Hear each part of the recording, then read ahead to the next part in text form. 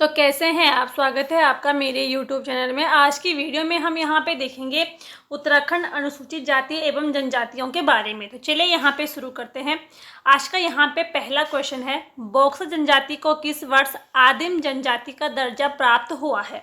ठीक है, तो बॉक्सर जनजाति को आदिम जनजाति का जो दर्जा प्राप्त हुआ था ये हुआ था 1981 में। इसके अलावा बॉक्सर जनजाति, ठीक है, 16वीं सदी में ये सर्वप्रथम कहाँ पे आकर बसे थे।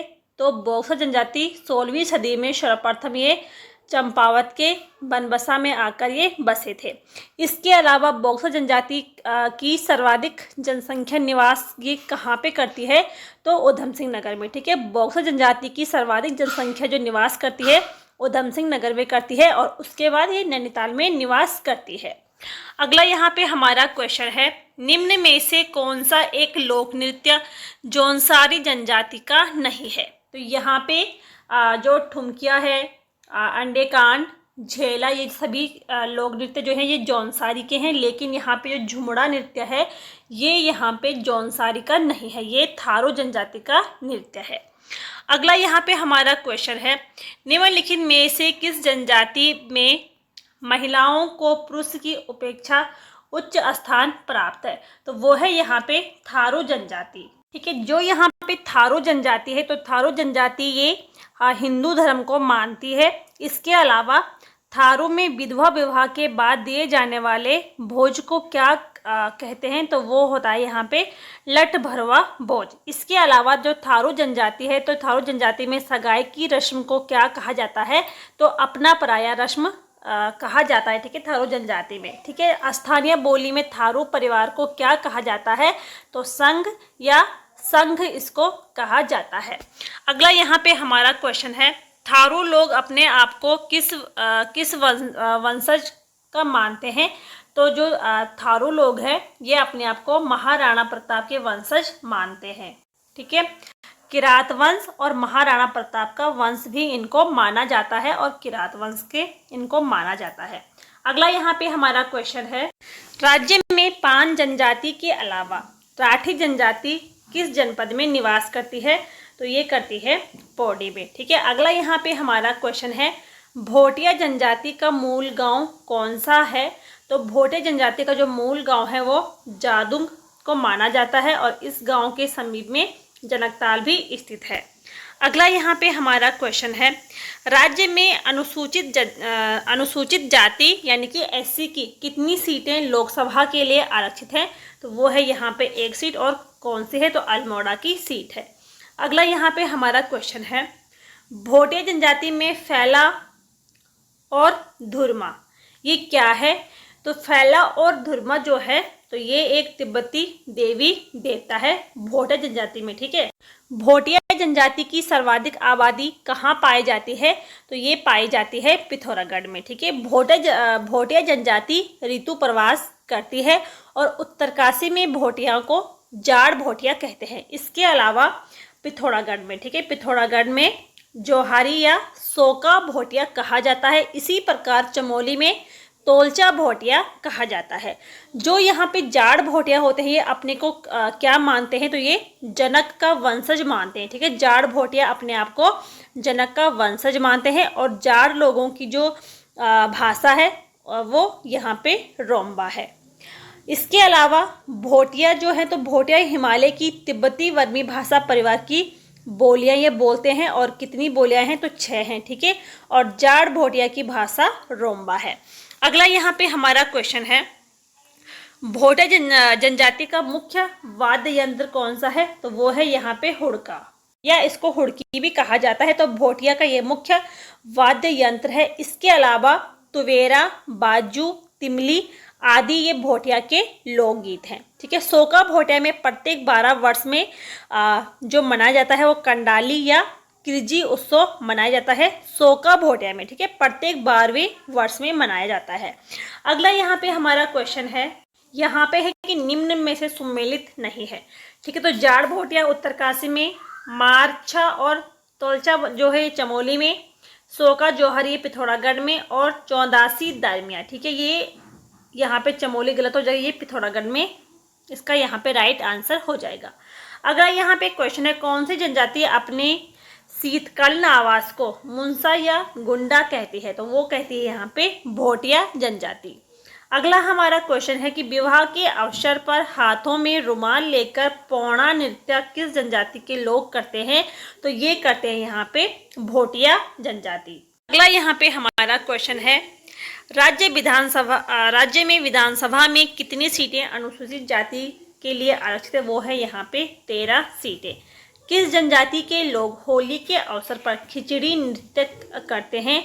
तो इसका यहाँ पे हो जाएगा right answer option number C वाला, यानी कि थारू जनजाति। ठीक है, थारू जनजाति जो है ये होली के अवसर पर खिचड़ी नृत्य करते हैं।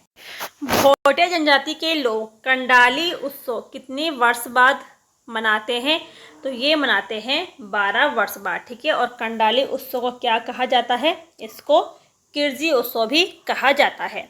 अगला यहाँ पे हमारा क्वेश्चन है कि किस समिति की सिफारिश पर 1967 में उत्तराखंड की 5 जनजातियों को अनुसूचित जनजाति का दर्जा मिला था? तो वो है यहाँ पे लोकर समिति। ठीक है, 1965 में केंद्र सरकार ने जनजातियों की पहचान के लिए इस समिति का गठन किया था और यहाँ पे 5 जनजातियों को अनुसूचित जनजाति का यहाँ पे दर्जा मिला था।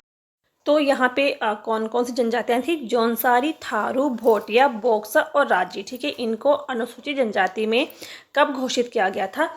तो 1967 में इनको घोषित किया गया था और 1965 में केंद्र सरकार ने जनजातियों की पहचान के लिए इस समिति का गठन किया था, लोकर समिति का।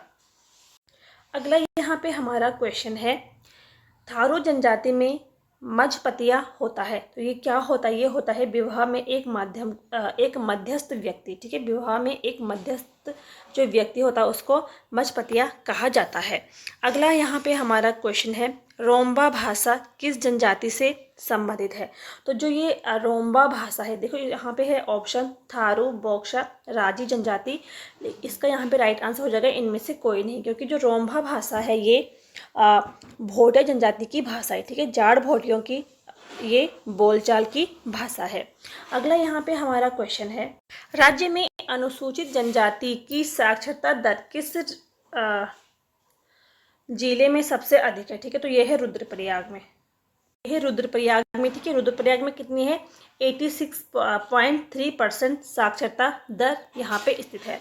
अगला यहाँ पे हमारा क्वेश्चन है, निम्न में से कौन सा एक बोक्सा जनजाति का त्यौहार नहीं है? तो बोक्सा जनजाति का जो त्यौहार है ये है यहाँ पे माघ की खिचड़ी। ठीक है, ये थारू जनजाति का त्यौहार है।